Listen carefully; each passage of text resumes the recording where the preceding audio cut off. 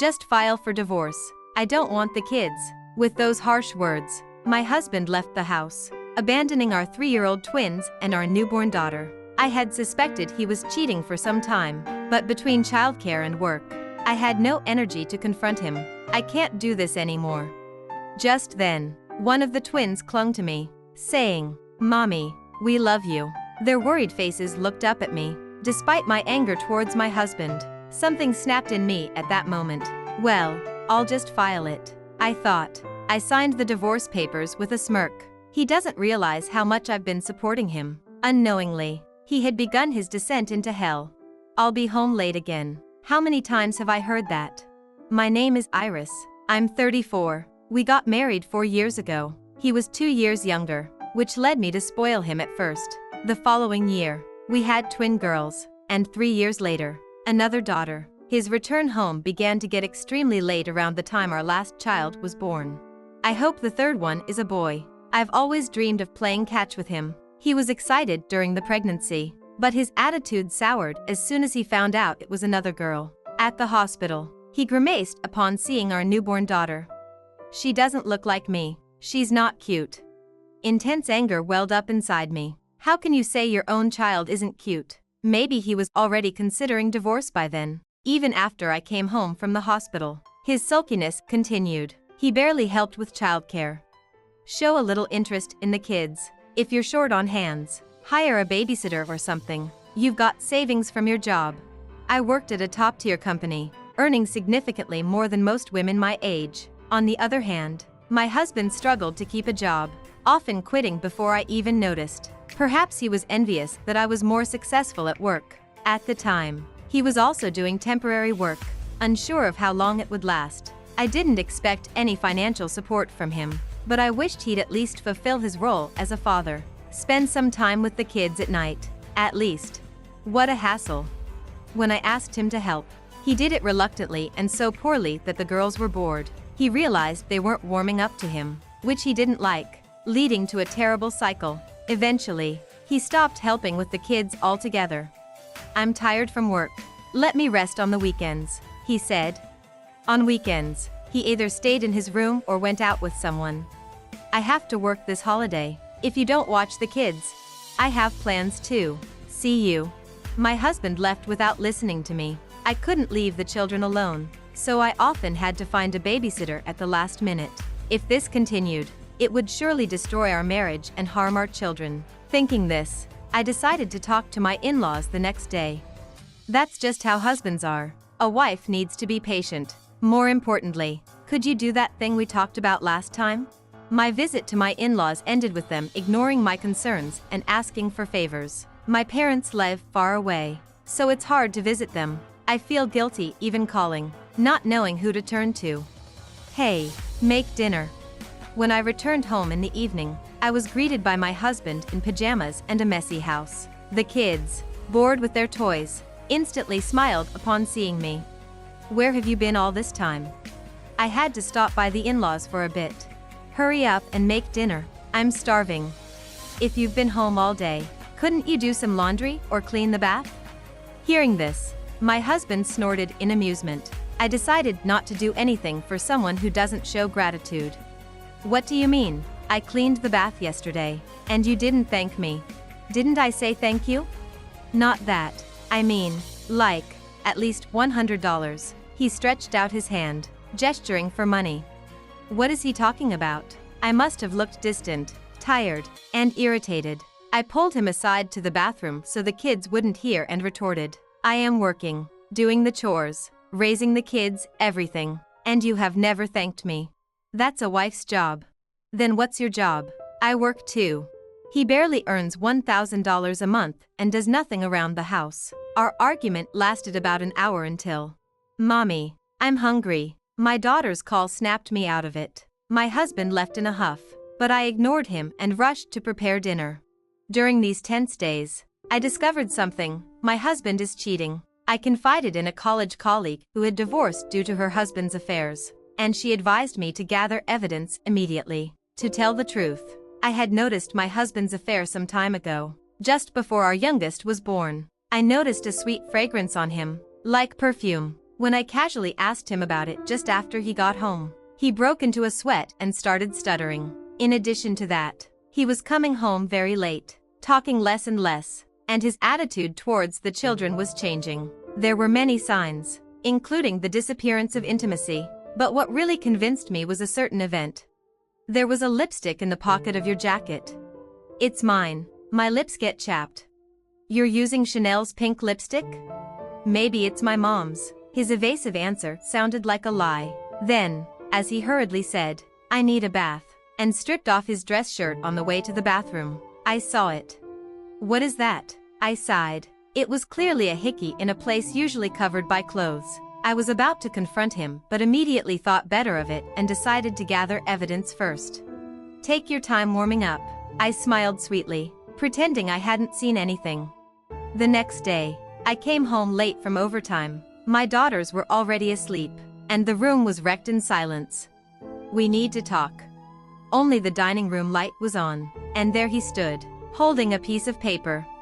I can't take this anymore. Let's get a divorce. What? Just file for divorce. I don't want the kids. Without waiting for my response, he handed me the divorce papers and left. Mommy. The sound of the door closing woke up the twins, who looked at me worriedly. It's okay. Sorry for waking you. Though I told my daughters it was okay, it clearly wasn't. He's reached his limit? That's my line. And what does he mean he doesn't want the kids? Mixed emotions swirled in my head, and I hadn't even noticed the tears streaming down my face. Mommy, we love you. Sensing something, the girls hugged me tightly. At that moment, I came to my senses. I can't go on like this. I can't worry these little girls. I realized that as long as I have my children, I'm happy, and this is what I should have done from the start. Well, I'll just file it. When I said this with a determined look on my face, my daughters smiled, and we all slept soundly that night. The next day, I filed the divorce papers first thing in the morning and called a certain person. Yes, please go ahead with it. It's my husband who will have trouble. The person on the phone listened to my story and took action. This was something I had considered before. If my husband betrayed me, I would end everything we had been doing. If that ruins his life, it's none of my business. 3 days later. Iris, where have you been? Waiting for me as I returned from work were my in-laws and my husband. My mother-in-law was furious, my father-in-law pale, and my husband seemed clueless, dragged along without understanding the situation. Have you been waiting at the front door all this time? That's kind of creepy. This is no time for that. What is this? My mother-in-law thrust a letter at me. It's a notice from a lawyer. I can see that much. Her face was tomato red as she raised her voice. I need to pick up my daughters, so excuse me. Ignoring them, I went inside, but my furious in-laws followed me into the living room, insisting on a discussion. Why would you suddenly send this? I don't understand. You would understand if you read the letter, wouldn't you? Using a lawyer, how cowardly. Despite being in the wrong, my MIL's outrage was something else, mixed with irritation and confusion. I was constantly thinking about how to convey my feelings. Then my husband, who seemed to understand nothing, finally spoke up. Are you upset because I divorced you? Filing some kind of complaint? My in-laws looked at him, dumbfounded. Of course, he had no idea what I had done for them all this time. Hey, I didn't hear about any divorce. Is that why this is happening? Such a useless son. What are you two so anxious for? You've ruined everything. Wait, what are we even talking about? As the conversation between them went nowhere, I watched coldly as my MIL slammed the table. Why did you divorce Iris?